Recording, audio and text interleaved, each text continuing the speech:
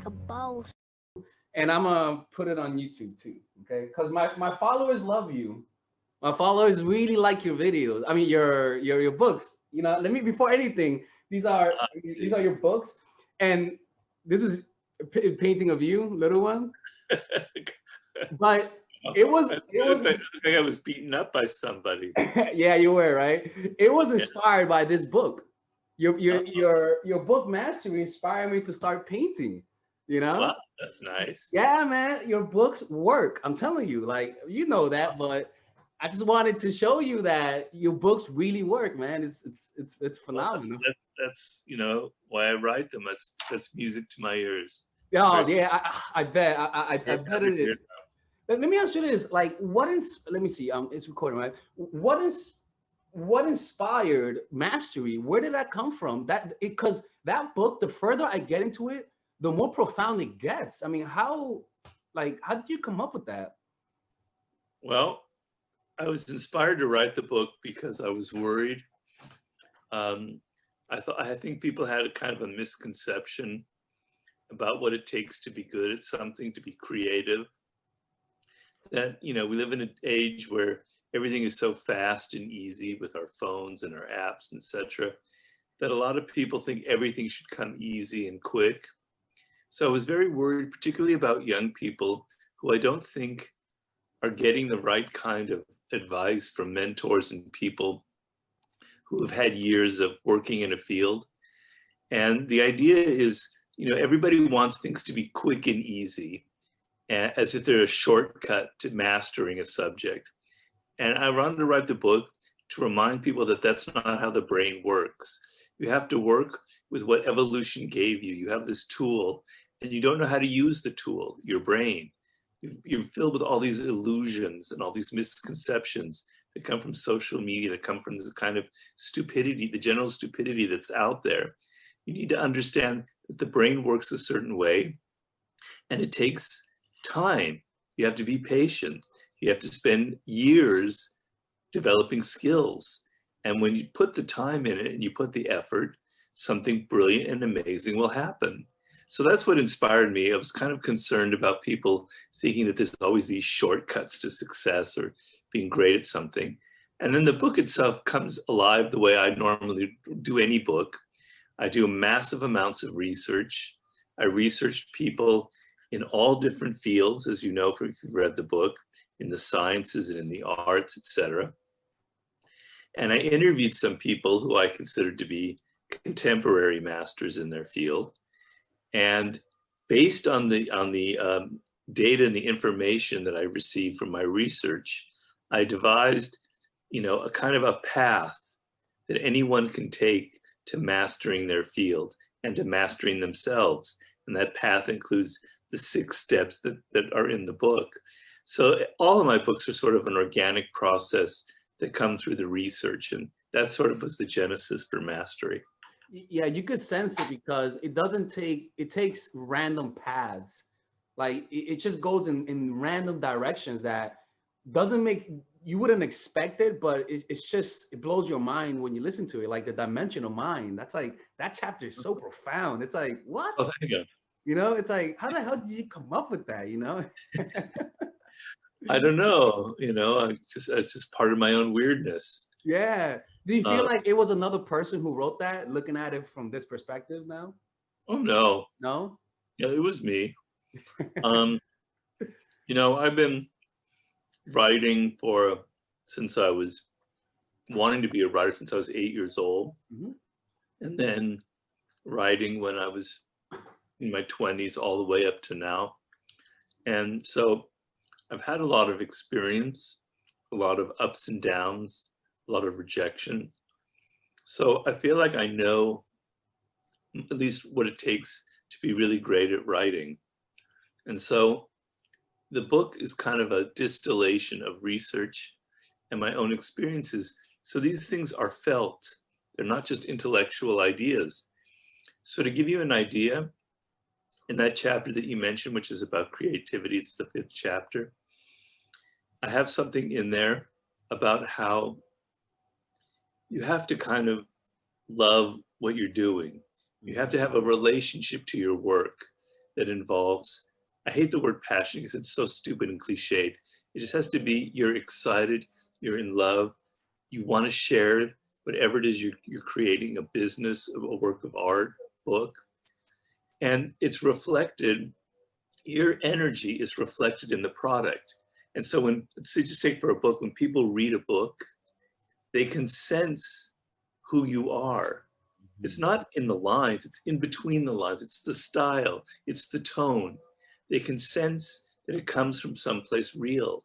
And I've always felt that way in all of my books, that if I put myself in a state of mind where I'm desperate to share my ideas with the audience, I'm so excited and I'm really, really in love with what I'm doing, you're going to feel it. Yeah. And so ideas like that came from my own experience. So, you know, it was definitely me who wrote it, but, you know, there was a little bit of inspiration involved. Maybe it was the gods who gave me all of the book. I don't know. It's possible. Well, I'll tell you what, let me tell you something, Robert, man. When I took DMT, I took it in Mexico a couple weeks ago. And DMT, I took DMT a couple weeks ago in Mexico. And when I take it, they speak to me, like the beings or your subconscious, you don't, who knows, they speak to me. And I remember asking them, and I was like, DMT, whatever the fuck his name was, am I more curious than Leonardo da Vinci? And then they were like, no, you're not, like making fun of me. They were like, no, you're not. And then he was like, then he starts talking about different masters, and he brought up David Blaine, right? And then he brought up you. And they were like, who is this? It's when you know when you take you don't know what, David Blaine or the DMT? No, the person who said this. It's just, I don't know. It's like either spirits, the DMT entities, I don't know. But they talked about that you're one of the modern day masters, and I believe that your books, hundreds of years from now, will be regarded in the same light as the Prince, without a doubt. I mean, come on, like in hip hop, your power, that book Power, it's like a cult like thing. Come on, man. Yeah, it's very humbling, you know, because I never expected quite to have this level of notoriety with my books. Mm-hmm. So you know, I'm pretty honored, but when you say things like that, I don't take it for granted. It means a lot to me. Also, it means a lot to me, my legacy, because we don't live forever. But it's always been important to me that people will be reading me long after I'm dead, so that I have like influence, so that my life had a meaning, had a purpose. So when you say things like that, I'm you know, I'm very honored. So thank you. Without a shadow of a doubt, your books, if Earth still remains, is going to be right up there. You know, because you know what happens when we die, our legacy increases and it becomes more enhanced. You know what I'm saying? So it's bound to happen. But let me ask you this: where do you think the current generation is going? Because there's so much distraction, so many feeling of envy, feeling of missing out. Where do you think everyone is heading towards? What collision path do you think? You know what I'm saying? Like, because a lot of people don't have purpose, you know? Yeah. Well, it can go in several directions. I'm not a prophet. You know, I know that I've made predictions before in the past and I've been wrong. And so I've always reminded myself that I really can't foretell the future. But in my last book, The Laws of Human Nature, I have a chapter on generations and the generation phenomenon and what we call the zeitgeist.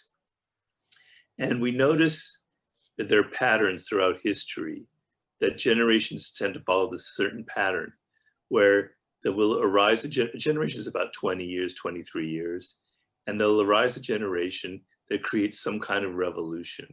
It could be political, it could be in the arts, it could be cultural, where they overturn the way the world is, the direction the world is going. And then the subsequent generation is trying to kind of hold on to what the previous generation created.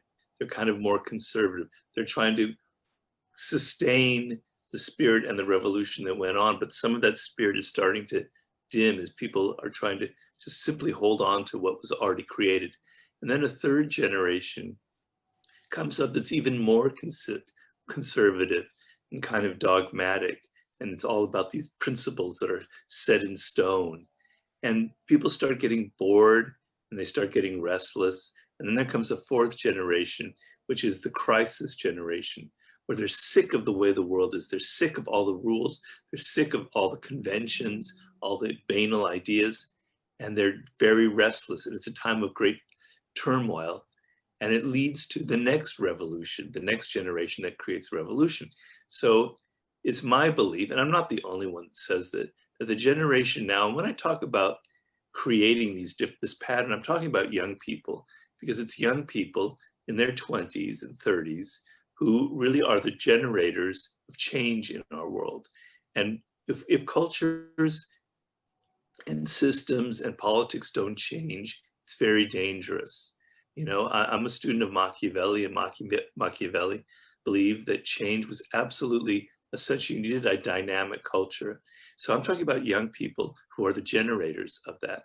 So looking at the young people now, if you want the millennials or Generation Y, they're kind of going through the crisis generation where things are really tired and conventional. And they've had to inherit a world from the boomers that isn't the world that they live in. It's not their experience anymore. And it doesn't relate to them. And I'm talking about from business to the arts to whatever field you want to talk about. And so this is leading up to what probably will be some kind of revolution. And, you know, I personally was excited by all the protests that were going on several months ago, because I saw that as a spark that people were alive, that people were feeling the need to be together and to express their frustration and their bitterness at the state of the world right now. Because things are bleak, they're bad, you know. Here in California, you know, between the fires and the pandemic and everything, it's looking apocalyptic. So young people I feel are at a turning point. They're inundated with social media to the point where it's damaging their minds. I think social media is like candy. It can rot your brain. It can rot your system. It has many factors, some factors that are good, but some factors that are negative, like you talk about envy, etc., and tribalism. And it's my belief, the optimist in me believes that there's something in the human spirit that cannot stand what's becoming of us, how our minds are so narrow and constricted right now. So I'm hoping that young people, particularly the generation coming up, are going to create something new, are going to create a political system, an economic system that reflects more of who they are and what they need. And I will be so excited if that happens because I'm on their side. Well, I'm hoping you guys are enjoying this interview. Just a little reminder, we have a Robert Greene book club where we break down all of his videos and all of the chapters in his video, and we just break it down per video, all right? So if you want to see how to apply his books, such as the 48 Laws of Power, how to apply it in daily life, because I know a lot of people struggle how to apply it, how to apply the art of seduction, how to apply mastery, I pretty much interpret what Robert Greene says and in a way that you guys can apply. Not that Robert Greene's books are not good, trust me, they're better than anything in the world, but it's just my take. So check out the Robert Greene book club, the description down below. It's $20 a month and you get 2 or 3 videos per month. It's pretty good. So, and you get them in audio form too, so that you can listen to it as you're walking by down the street. All right, so let's get back to the interview. Wow, that's insane. Yeah, it is. It's so unpredictable. You just don't know where things will head out. You know, you could sort of have a template of how things usually happen, but the direction where things turn is almost difficult to predict. You know? Yeah, It's crazy. I'm sure I'll be wrong. You know, I've been wrong before, so just take that. You know. I mean, like you said in your book, I forgot who's the guy. I think it's Wolfgang von Goethe, the one who was able to predict a lot of things in the future. Was it him? He could. Yeah, He could. yeah, right. And it's like it's a muscle that you're wrong most of the time, but you're right more often than most people. Well, you can feel something in the air, and I can feel a general restlessness that is going on, even among older people. Everyone is upset and doesn't feel happy with the way things are, and it's very different from how things were 20 years ago or 30 years ago. It's very powerful, and I think it could be positive, but you know, I'm not sure. You could sense the same in London. I'm in London right now, and it's like, Oh, really? yeah, yeah, I, yeah. It's dark in here. I'm not that dark, Robert.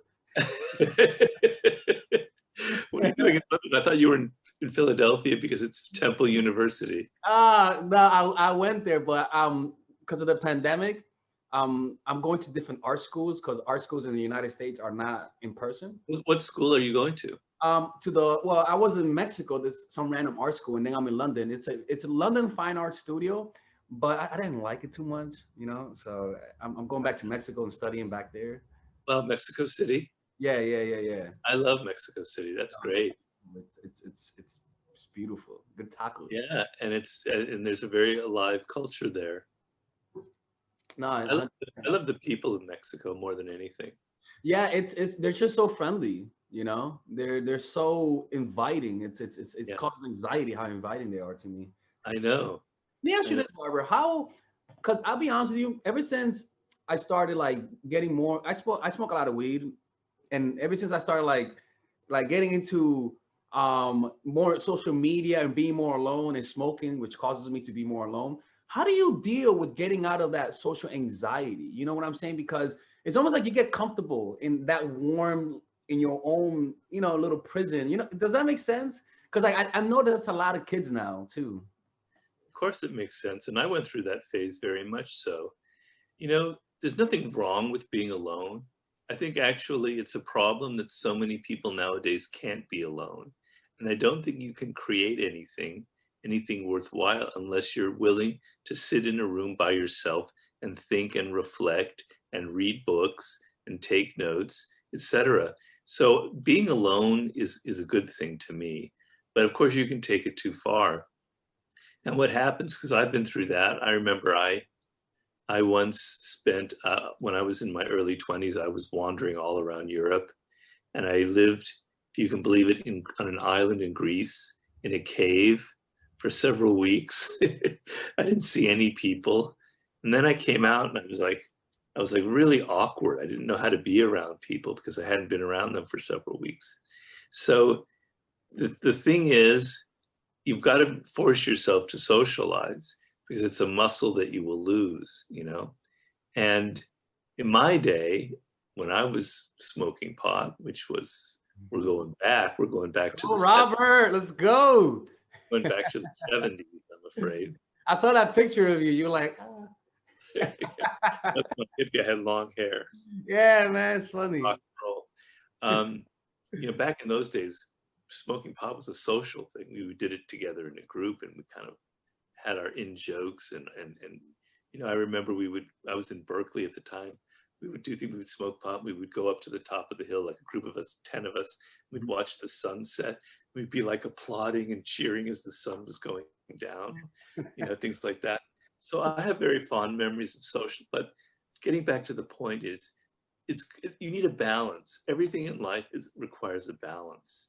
So you need time to be alone, and then you need to not go too deeply into that. And you have to build that in where you're able to socialize when you want to. It's not forced on you, but you're able to go hang out with your friends. In other words, it's dangerous to go down that rabbit hole for too long, I think. You did say in your book Mastery that it's a romantic view that artists live alone all the time, and that it's important to socialize amongst other artists and other people because that's how you generate different ideas from different people. But you also talk about how Isaac Newton, it wasn't him when there was a plague and he went for 20 months. I remember that part in Mastery, and it was Yeah. in those 20 months when he discovered a lot of his mathematical theories. I believe so, right? Yeah, and there's a lot of people who discovered themselves as writers in prison. Yeah, Malcolm X became Malcolm X, to name one. yeah. And so, yeah, I mean, I wrote that chapter in Mastery about social intelligence because I've been around a lot of artists in my time. And there are a lot of people who are very talented and gifted, who are extremely creative, but they don't know how to interact with people. They don't know how to sell themselves if they have to. They don't know how to show their artwork or charm people with how they talk about their work. And it limits you. So you can be very talented, but if you're really bad at the social aspect, the social game, you're not going to get very far. So there shouldn't be any shame attached to it, because the idea, people are automatically going, oh man, that sounds like you have to be wearing a mask, you have to be playing a role, you have to be inauthentic. But I really dislike that idea.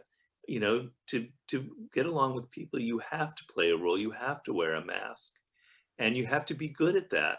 And really successful artists, people and who are also massively creative, learn how to play that game to some extent. So it's a myth that your talent will get you wherever you want. There are plenty of talented people who you've never heard of, because they don't know how to interact with people. They're very awkward. So that's why I wrote that chapter. Yeah, it's almost like that's why the best artists usually are not the most famous artists. You know, it's because you could be like an 80% good artist, and there's 100% quote unquote artist. But if your social intelligence is at 100 and the other one at 50, you're gonna be more successful, It's because true. you know how to charm people, you know how to, like, especially I always tell people that if you wanna, as artists, read Mastery and Power, both books. You That's know, right. That's a because good idea. yeah, That's, because a lot of artists are very bad at the power thing. They think that's something they shouldn't have to do, that they want to keep their hands clean, they want to be pure. There's something impure about being Machiavellian.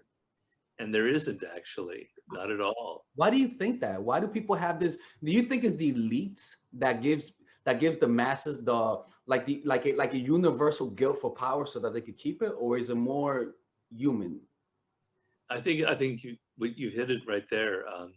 So when I wrote the book, I started writing in 1996. I had been working in Hollywood, and I personally had never had a lot of power myself. I was trying to be a screenwriter, and I wasn't successful, and I hated Hollywood. I really disliked all the games people were playing, all the manipulation, all the stupid politics. Everyone we talked about, it was about, creating a film, but it was really about power. Yeah. And so I wrote the book not from a position of being a powerful person, but actually from being someone who suffered from the games that other powerful people played on me, right? So like I worked for a film director, and I would write whole bits of his screenplay and dialogue that would later get into the film. He wouldn't put my name on it. He wouldn't give me credit. And that ended up being law number 7. Always get other people to do the work, but take the credit, you know? So as an artist, as a writer, as a musician or whatever, you have to be aware that these are the rules of the game. These are how people play it. And you don't have to be evil. I'm not telling you to be evil. You don't have to crush your enemy totally, but you have to have your eyes open and not be an innocent little simpleton. You have to understand that the people who run the art galleries, the people who run the publishing houses, the people who run the record labels are very political. They're very power hungry, and they're going to manipulate you because artists are generally quite naive. So I really wanted to pound that idea in, it's very important. Yeah, I always tell people that it makes no sense that the people with bad intentions read the books on power, and the people who are good don't read the books on power, and yet they want someone good in power. You know, like, like I said that the best kind of politicians will be a politician who acts like a politician, but he really is a sheep in wolf's clothing. Yeah. Once he gets the power, then he switches it up, but But getting back to the point you made, a lot of people who are in power, they don't like to have the game revealed. They like to keep these a secret.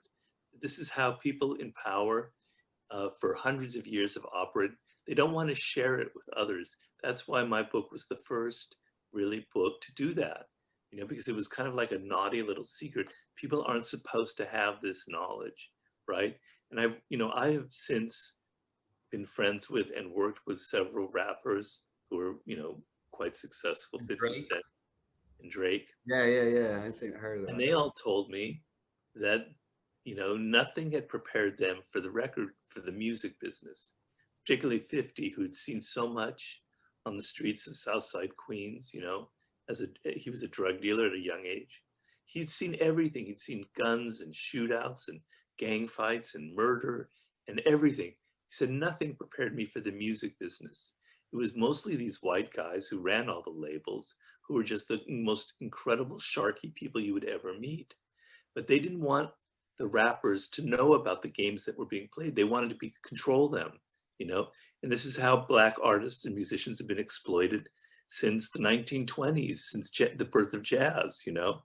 Keep it a secret. You're just our little pawn. Well, you be creative. We'll take all the money. We'll run your life for you.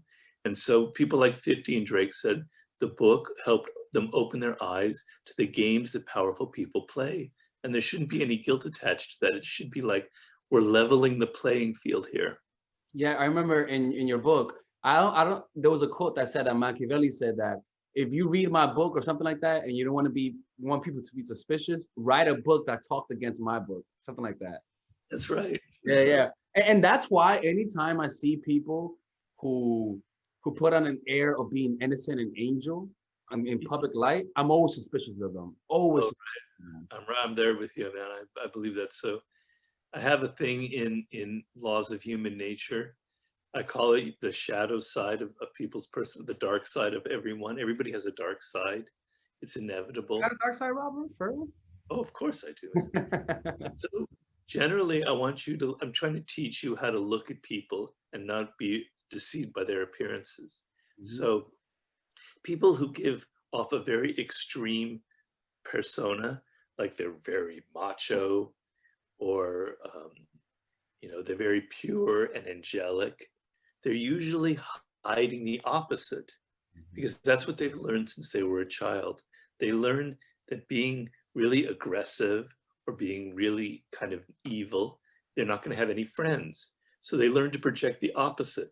They learn to project, that I'm a saint. And so even like with a macho person, like a President Trump or a Vladimir Putin, I'm always of the opinion, and I study their body language, that they're hiding the opposite. They're hiding deep wells of insecurity, and probably, I'm afraid to say, a kind of a feminine side to them that they're very afraid of, right? So people who are overly saintly are often the ones who are the most passive aggressive. That's been my experience, at least. I mean, not to say that there aren't true saints out there, but they're pretty rare.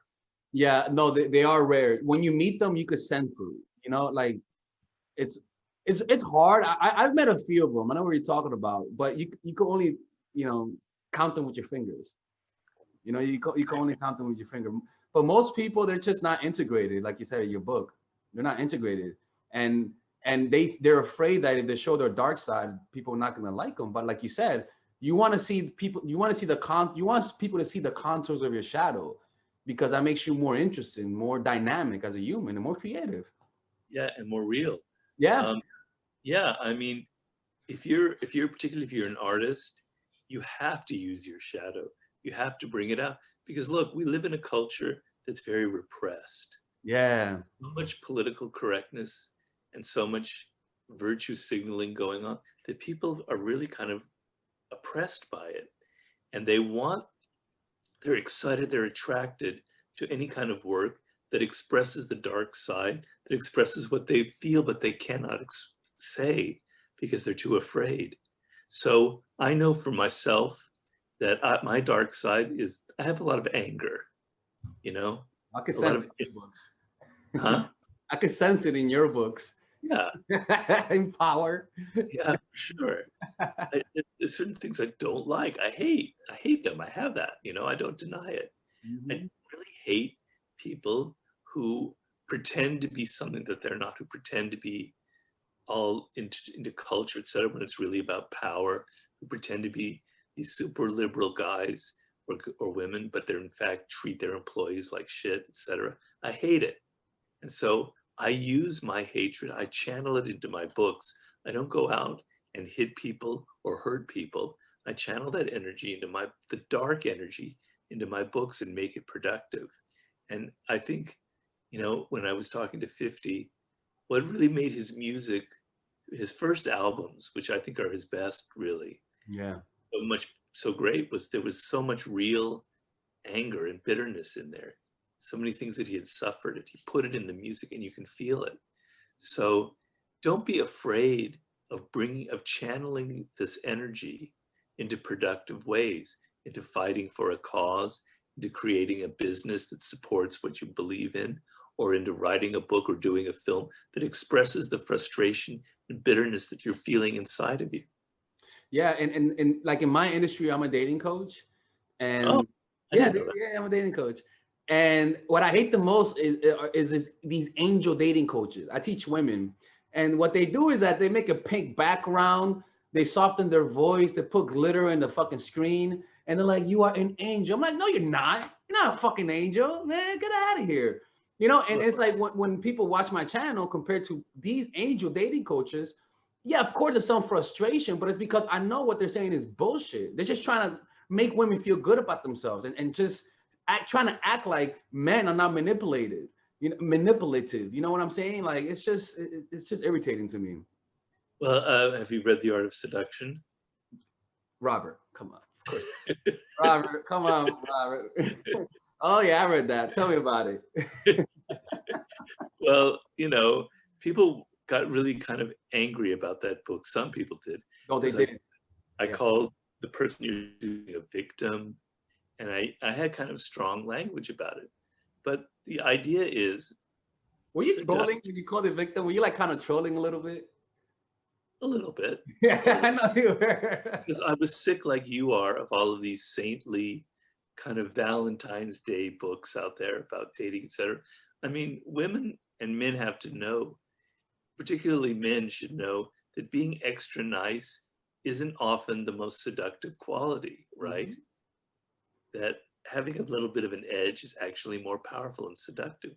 But the point of it is the psychology of seduction always involves an element of naughtiness, of the taboo, of what's transgressive, right? That's what makes the word, whenever you see the word, it pops out and you're excited because there's an edge of something illicit, something that you shouldn't really be doing, right? Mm-hmm. And so to avoid that, to make it all about sweetness and roses and chocolates and hearts, is just bullshit, is to disavow the actual psychology that seduction involves. Yeah, it's almost like why is that though? Why do people, is it because of childhood and parents put you in a little cocoon where you think the world is like this and so you expect it when you go outside? I mean, like, why do people have this misconception of what really makes people like them? I think it's Hollywood. I think it's just these like rom-coms. Yeah. Well, men don't really watch those, but you're talking about the effect on women. Yeah, well, no, dude. I remember when I watched Hitch, I thought I had to save a puppy to get a woman. I thought, it's just has like Disney. Disney is a perfect example of that. Yeah, well, Hollywood's all about creating these silly little fairy tales and these myths about how everything is just sort of sweetness and light.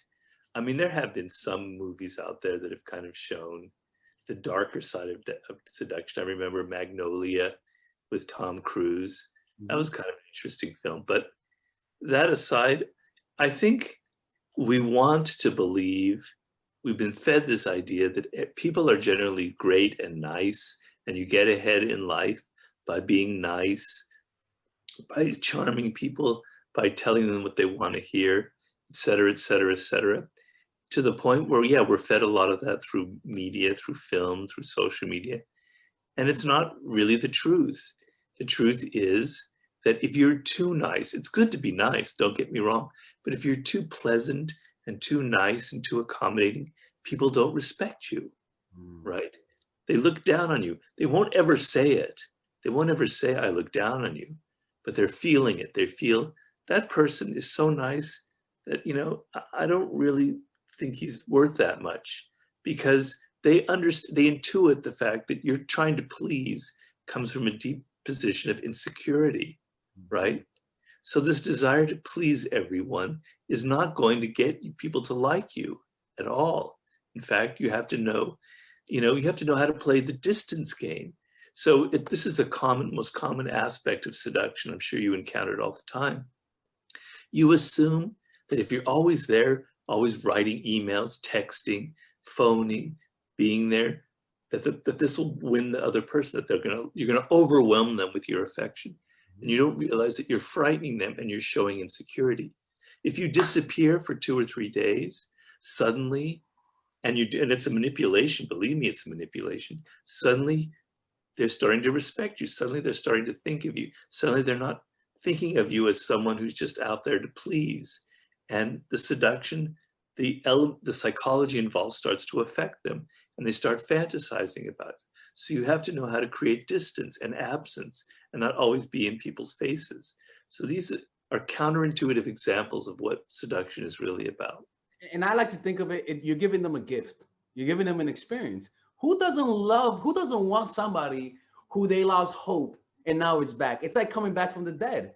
Exactly. It's a great experience. And you might call it manipulation, but I call it like orchestrating an orchestra. And it's Exactly. like it's a beautiful experience, you know? It's like I compare it more to theater, right? Kind of like a play or a story or a film where there's an arc where things are going up and down and up and down, and you never know what's going to happen next. When you were a child, what you loved most of all were games or things with like hide and seek, or when your father would carry you on his back and you didn't know where he was taking you. The idea of suspense or surprise is built into our nature. It excites us because the idea is, what's coming next? I don't know. So if your person that you're trying to seduce knows what's coming next, there's no seduction, there's no surprise, there's no psychology going on. They're not thinking about you. But if they don't know what this person's going to do next, where they're going to take me, whether they're going to call me that day, whether they're going to respond to my email, where we're going, where he or she is taking me, that has incredible power behind it. So it's just about understanding certain basics of human psychology, which a lot of people don't understand anymore. And it's because, like you said in your book, in The Laws of Human Nature, is that the reason why most people don't do this is because they're selfish. They're thinking about themselves, about their own needs. And they don't know, and the reason why they're not unpredictable is not because they can't, but because they don't want to. They're too anxious, you know? Like I remember in your book, The 33 Strategies of War, you said there are 3 laws of human nature. I remember before you came out with The Laws of Human Nature, I had all your books on Kindle, and I was like, I need to read this book. So what I did is I went on Kindle and then just put Laws of Human Nature in all of your books, because you say that a lot. And so I didn't know that. you do, yeah. And there was one, and so I found out a lot of laws of human nature with just doing that. And so one of the laws, you said that there are 3 of them in war, and when it comes to weakness, they were like, 1, people are always sensing for weakness, right? 2, people cannot resist a weak target. And 3, people are always sending either signs of weakness or strength, right? And so it's kind of like when you're so nice, even a good person will turn evil because you're so fucking easy. You're too easy. I gotta use you. It's like even children. Yeah, you know, it's like people can sense that in you, and if they sense that someone is weak and insecure, it brings out the lion in them, the aggressor in them. They may not normally be aggressors, but it makes them want to take over, right? Here's a ripe target that I can use. And you'll notice in your life that, you know, nothing is actually this or that. Everything's kind of a mix of things. Yeah. So for me personally, I'm a relatively aggressive person. I'm not the most aggressive, but I have that side of me. I'm competitive. So in front of some people, though, I can be extra competitive and extra aggressive because they make me feel that way. And then I go see somebody else who's much more aggressive than I am, and it makes me shy and timid, and I become a different person. How you think about yourself causes the reaction in the other person, right? You don't realize how much you are responsible for how people treat you, how people look at you. If you come to them feeling strong and like you're in command, you elicit a moment of respect. And then they treat you a certain way. And the opposite happens when you show your weakness. So this shows you, and I talk a lot about it in Human Nature, about how be aware of how people are reading you. They're reading you constantly. And how you feel about yourself, what you project, will cause them to react a certain way. And how do you communicate strength? I remember in one of your books, you talked about lowering your nonverbals, right? But how do you communicate that strength from like first impression? Well, it can't be completely faked. If you really are a deeply insecure person, it's going to come out. You can't conceal it. Yeah. It'll come out with little niggly comments, but oh, you didn't really like that. Oh, you don't like the way I'm dressed. Oh, blah blah blah blah blah. It'll leak out. It'll leak out in your face. You don't realize. I wrote in Laws of Human Nature that 95% of human communication is nonverbal. Yeah. And you're not aware of it yourself, but you yourself are always reading other people in this way. So if you're massively insecure, it'll show in your eyes. It'll show in your tense kind of smile, that kind of smile like that, right? It'll show in your body language. You can't really conceal it. So you have to go through a process of feeling confident about yourself. And that's not easy. I talk about it in all of my books. I say, act like a king to be treated like a king, feel that you are worthy, understand, have a degree of self-love, and think that you are worth the things that you want in life, and stop groveling so much, and stand up and be strong, and realize that you are an interesting person. You have unique things to contribute. And from a position of strength, then it's much more easy to project that. And then after that, you have to understand some basics. So I know on a podcast I have to talk a lot, but in general, talking a lot is a sign of weakness, Yeah. right? It shows that you can't control yourself, that you can't control your tongue. You just want to go on and on talking about this, that, and the other. It's a number one sign of insecurity, right? So the ability to be quiet, to be silent, to let the other person talk is a sign of inner strength, of confidence. And not only is it a good sign for you, letting the other person talk more allows you to learn more about them and their psychology, so you can get out of your own little shell, right? And it makes you look like you're somebody who's empathetic because you're listening so much. So these are signals that reveal, a degree of inner confidence. In Seduction, I have a chapter on charisma and charismatics. Love that chapter. Yeah. Well, I compare it to a charismatic is someone who has like a light bulb inside of them. And you don't see it because it's inside, but it lights them up from within. It lights up their eyes. It lights up their hand gestures. It lights up their posture and their words. And it makes you fall in love with them because it shows how strong and confident it is. We're attracted to people like that.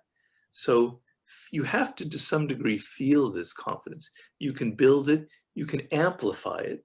But if you're beginning from a position of massive insecurity, that's the number one put off. Yeah. It's and it's very hard to see it. You think you're acting confident, but like it's very hard to see how others see you. Like even if you really try, it's you can't really get it unless you're looking back at yourself from many years. No, you say things. You're obviously someone who has a lot of experience in this because you say a lot of wise things. So trying too hard, trying to act like you're confident when you're not really, people can see through that. They can see through your bravado. It doesn't really work. That's why it has to come from at least a position of some kind of realness. Yeah, that's why I would say the self is always coming through. No matter how hard you try, it'll always come through. Yeah. Now look, Robert, I remember I took shrooms one time, and then I listened to your chapter on death denial. I like to listen to your books when I'm on shrooms, especially the guy who you hired to read the laws of human nature sounds like God is talking. It is something beyond belief. And I remember I took a strong dose of edibles, right? And I was just tripping because I took too much, and I was avoiding that chapter of death denial. And I promise you, Robert, that chapter, most people don't read that chapter. I'm just letting you know. Most people do not read that chapter. I wasn't gonna read it, but then it was late at night, and then all I heard was death denial, and I was like, "Oh fuck, not this chapter." But Robert, the two chapters that really changed me was, first of all, the one about Martin Luther King. That story, man. Oh my God, that man! I grew so much respect for Martin Luther King. It's crazy, and the one on death. Man, like, so talk about it, because I know you're writing a book, Robert. I know you are about the sublime. Okay, don't be slick. Tell me, talk about it, because that's I did a seminar based on your book, based on that chapter on death. It's Oh, my really? favorite. It's my favorite chapter. Oh, wow, I'm very happy to hear that. Yeah, it's my Um, favorite chapter, man. well, you know, it's very important to me on several levels because I've always been someone who's been sort of obsessed with death, and I'm obviously afraid of it, but I've had to deal with it my whole life. Hmm. And I think people who tend to be a little bit sensitive, like I admit that I am, generally have a kind of avoidant relationship to death and its reality. But on the other hand, I'm an extremely realistic, pragmatic person. And I'm aware constantly every day that my life is limited. And what happened is I wrote that chapter that you were talking about. And then 2 months later, I came this close to dying myself, right? I had a stroke, which I'm still suffering from. And my wife was in the car and she got me to pull over. I was driving. Oh my God.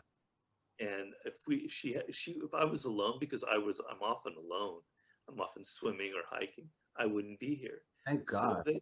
the reality of what I wrote in that chapter suddenly became very real. And the idea is that this is the ultimate reality facing all of us. We can argue about everything, about politics, about art, about what we like, what we hate, but nobody can argue about death, right? It's the end. We're all facing it, okay? And if you're spending your life avoiding the thought, because it's not a great thought, I admit, you're going to pay a price for it. You don't realize it, but you're creating all kinds of anxiety in yourself that's related to the anxiety of your mortality, but you're not conscious of it. And it makes you fearful of people. It makes you afraid to take a risk in your career. It makes you afraid to cut off a relationship with a person because these are little deaths. These are little deaths that happen and you're not wanting to face them. But turning around and facing death, at first, it's very difficult and it's painful, but it creates an incredibly amazing feeling of freedom. And the person I felt that with was 50 Cent. Um, it's also the last chapter in the 50th Laws about the Sublime. And 50 had been shot 9 times this close right through his mouth. He came closer than I did to dying. And he's somebody that doesn't care about anything in the world.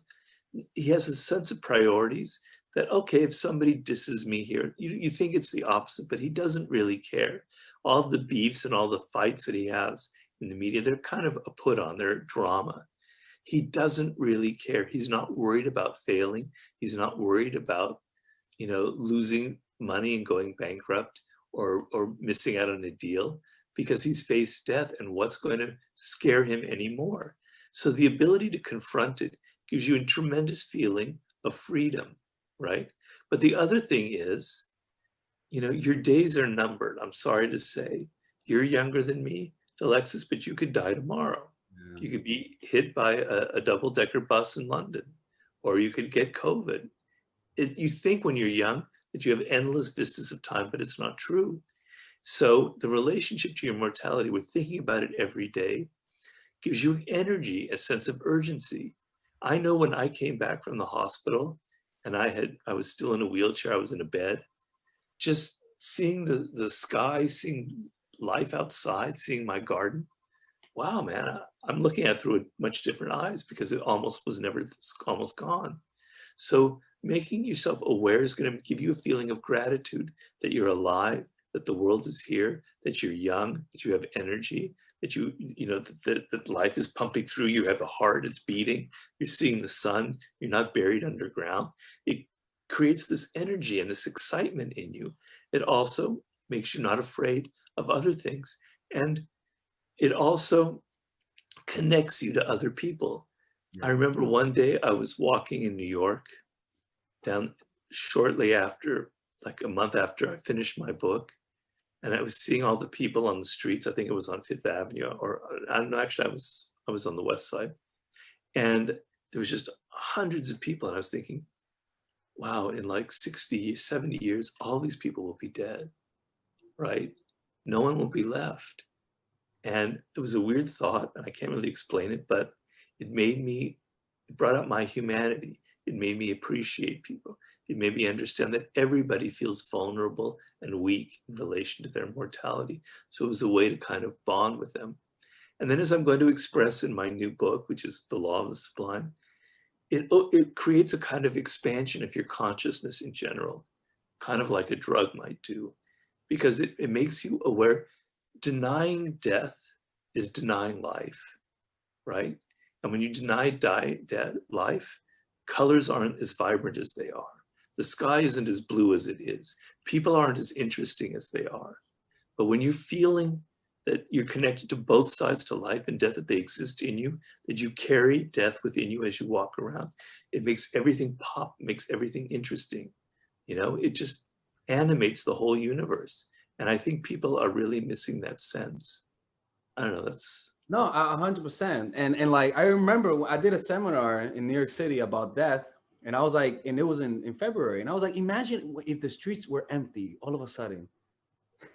And then all of a sudden, Corona happened. Wow.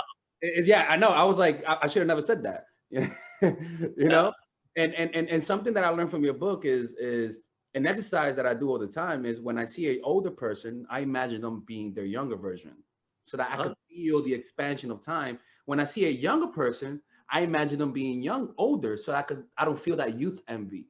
And other things that I like to do, which you said about that. Very exercise. I like that. Oh, thank you. I got that from your book, man. Okay. Another one is watching videos from, how you have those old footage of old New York City, right?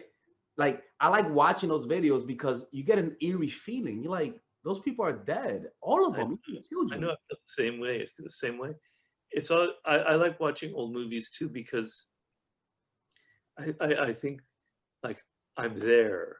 Like, it's the 1940s. Everything looks different. People are dressed different.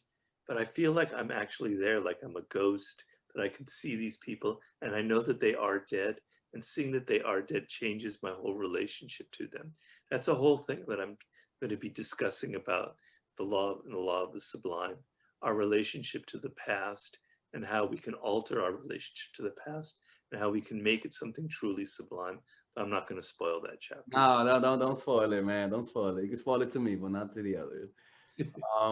Yeah, I think that's one of the reasons why a lot of people just feel depressed, and a lot of people don't feel motivation because they think they have unlimited time. Yeah. No. Now, I thought I had unlimited time, but I didn't. Yeah, I'm sorry. Go on. No. You're right. Okay. But let me ask you this. I have some questions to ask you. Is it okay? What's the time that we have right now? I don't want to be time. How much more time were you thinking of? I don't know. 10 hours. No, I don't have that. I'm kidding with you, Robert. I'm kidding with you, man. Give me like 10, 20, 15 minutes. Because there's some parts of your book, like, for example, let me give you an example. Like, when you say destroy your enemies, but you also have a chapter that says keep your enemies close.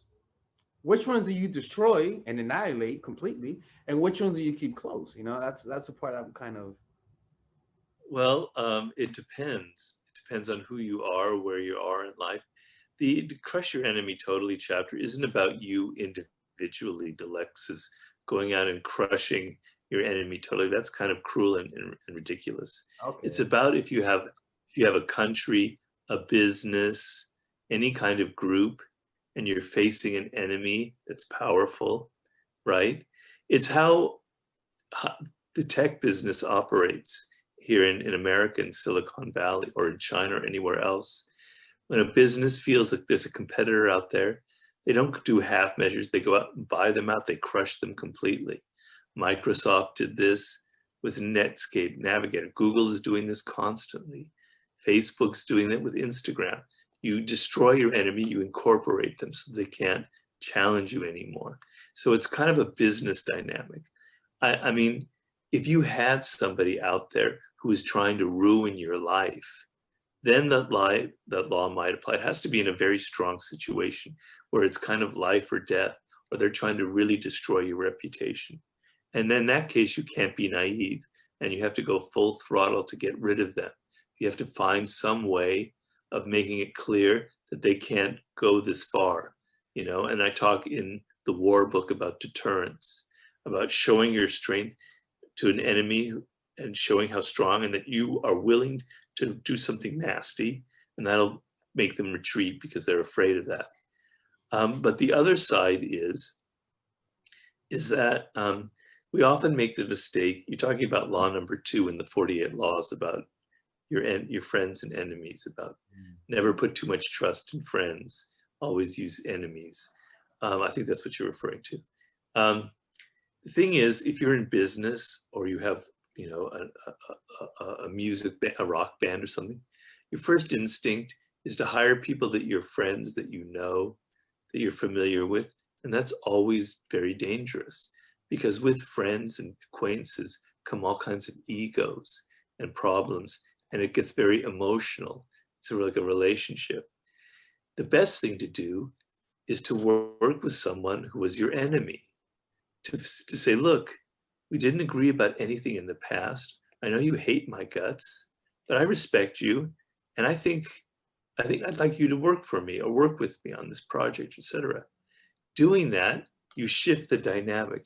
You take somebody who maybe is very wary and suspicious of you, and you overwhelm them with an emotion that turns them around, and they go, maybe Alexis isn't so bad after all, you know? And they're motivated to work for you, whereas your friend is not motivated to impress you. Your friend wants you to impress them, to be, you know, to be a friend, whereas the enemy wants to prove themselves that they are worthy of the show of respect that you suddenly gave them. It's a reverse psychology that's extremely powerful. And, you know, I got that from Abraham Lincoln, because he said, when I forgive an enemy or I work with an enemy, they're no longer my enemy, right? So normally in war, you want to kill them, you want to bloody them, and then there's a price to pay and you get bloodied a little bit. But when you do this strategy, which is very Sun Tzu-like, and you're basically saying you forgive them and you want to work with them, they're no longer your enemy. You've gotten rid of an enemy. You didn't have to kill anybody. You didn't have to do any bloodshed. You know, bloodless victories are the greatest victories of all, according to Sun Tzu. And that's what, you know, turning an enemy into a friend will do for you. Okay. It's like in that chapter where you talk about in power, winning their hearts over. Yeah. And rather than killing them, you win their hearts over, and that's very powerful. Yeah. Now I got 2 more questions, Robert. Okay. 2 more. What are your top 3 historical figures and why? Because I know you like, you know, I know you have a lot, Robert, but I do have a lot. Well, obviously, I'd have to have Machiavelli, because, you know, he's a good friend of mine. He's a kindred spirit, and I really, really love his story. So people have this idea that Machiavelli was this really evil, conniving person, very powerful, etc., who was just basically an evil figure. It's not true. He was a diplomat, a very low-level diplomat. He wasn't powerful at all, but he had seen a lot. He was a diplomat for the Republic of Florence, so he traveled on various missions for the Republic of Florence, and he saw a lot, and he observed, and he was a true man of the Renaissance. So not only did he write The Prince, he wrote a history of Florence, which was one of his best books, the Florentine Histories. He also wrote poetry, really nice poetry. He was an incredible seducer of women, even though he was very physically not attractive at all. And he wrote one of the most wicked plays that have ever been written ever, a play that completely ridiculed the Catholic Church, that was so disrespectful of sacred things. And when you read the book, you can't believe he got away with it. He had an incredible sense of humor. So Machiavelli would be high up on that list. I'd have to choose like a really beautiful woman in history that I would want to meet. Probably Cleopatra. I mean, you know, who else should be the most legendary? Queen Elizabeth? Queen Elizabeth, you talked a lot about her. She wasn't quite so seductive. Okay. But the thing about Cleopatra was I have a particular weakness for very intelligent women. I like women who are kind of strong and intelligent. You know, I think it's really seductive to see a form of female intelligence, which is different from male intelligence, not inferior or superior, just different. Mhm. And she was incredibly intelligent, incredibly crafty, but really smart, incredibly well read. She had read all the books of all the great Greek philosophers.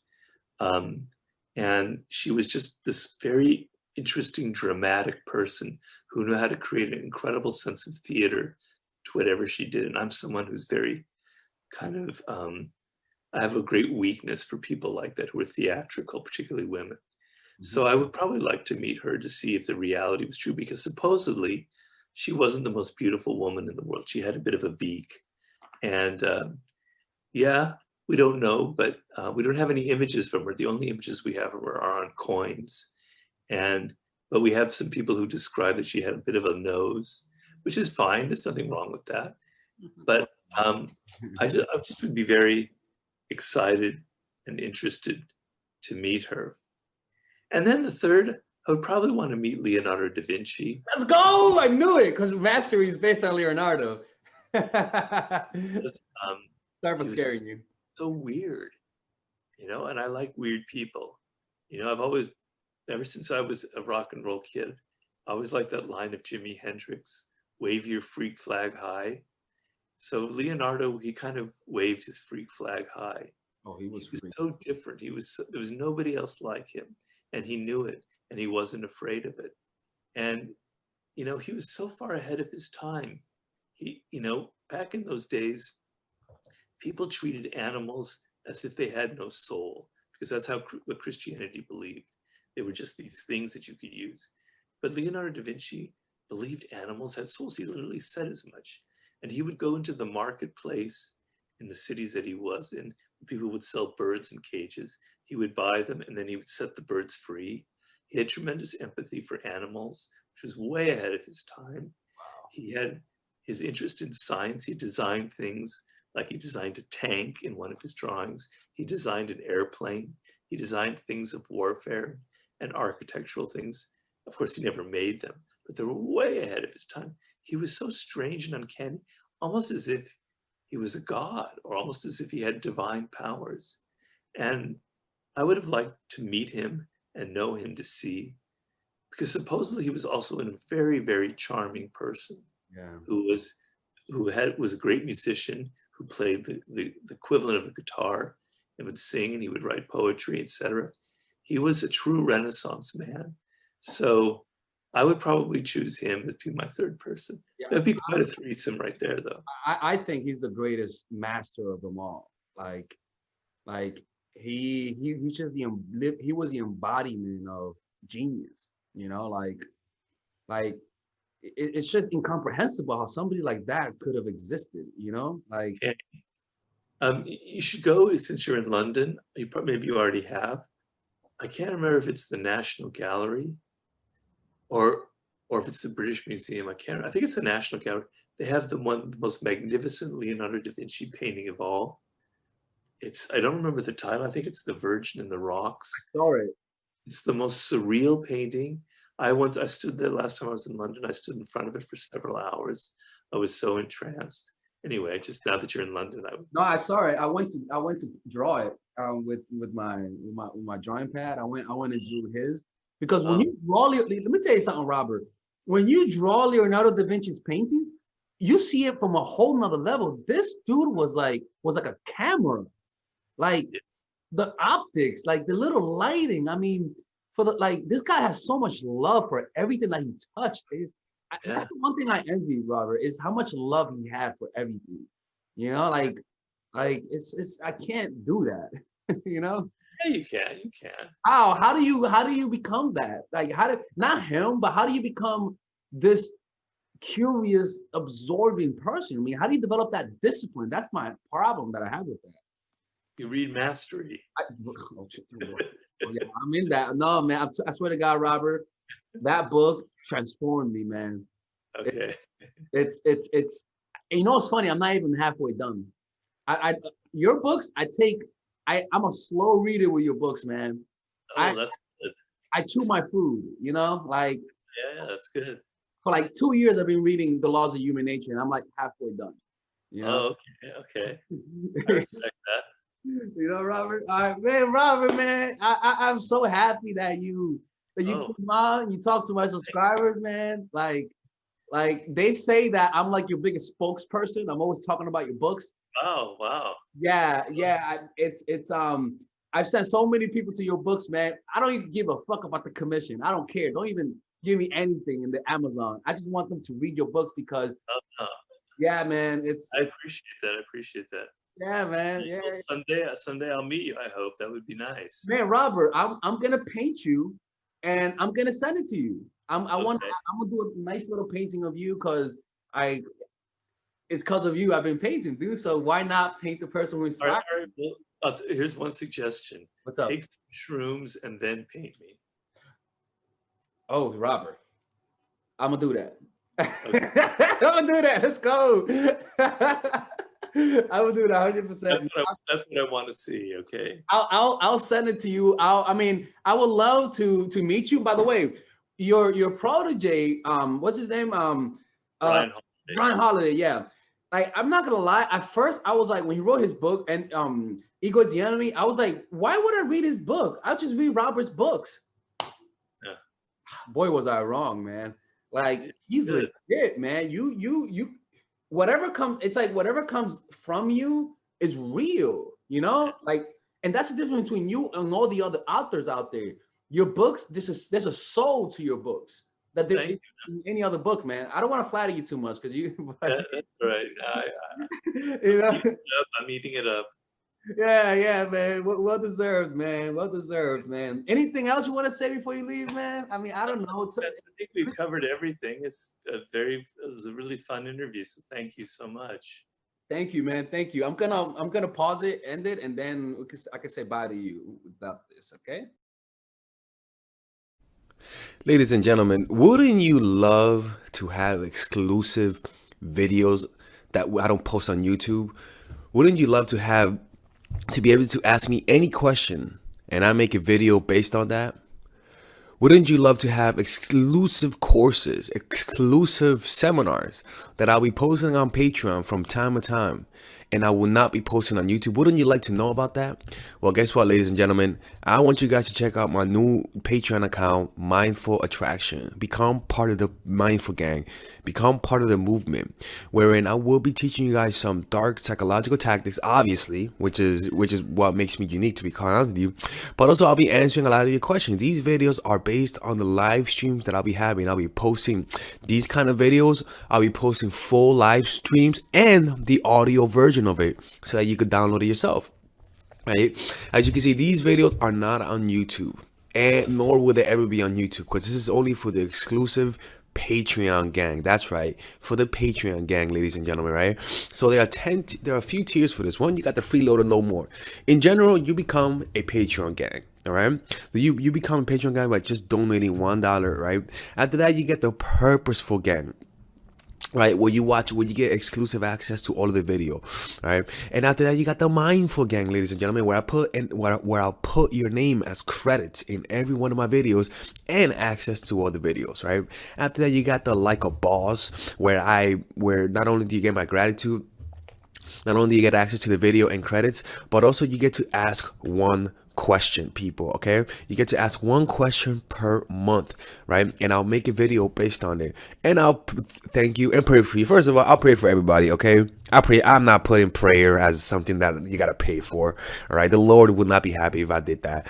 After that, you become the mindful master, ladies and gentlemen. That's right, the mindful master, and in that, I'll personally draw a portrait of you. That's right, people. A portrait of you. If you want to see how my portraits look like, you'll see it right now. I'll personally draw a portrait of you, right? And I'll send it to you, okay? Now, all of this is for people who want to support the channel. For people who one day this channel will close one day. I'm not gonna lie, people. YouTube will one day close this channel. But this is for people who want to support it, who want to become part of the movement, who want to learn about people who get manipulated, who want to avoid manipulation, who want to get that guided chase. No matter who you are, there's a video for you in here. All right, now go in there. I'll see you inside. Send me a message. I'll read it and I'll respond to you. Okay, see you guys inside. Bye bye.